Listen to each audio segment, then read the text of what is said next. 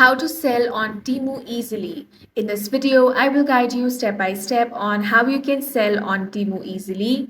The first thing you want to do is open up any web browser and head over to seller.temu.com. Here, make sure to log into your account. If you do not have an account, you want to create one. Now, to become a Temu seller, you will have to enter your business information.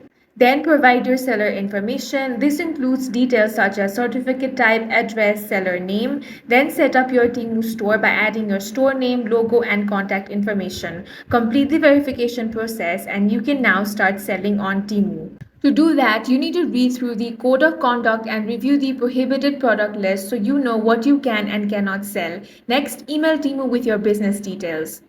Once Temu approves your application, you will be registered as a seller and now you can start listing products. And that's all for this video. If you found it useful, make sure to hit the like button and subscribe for more videos like this.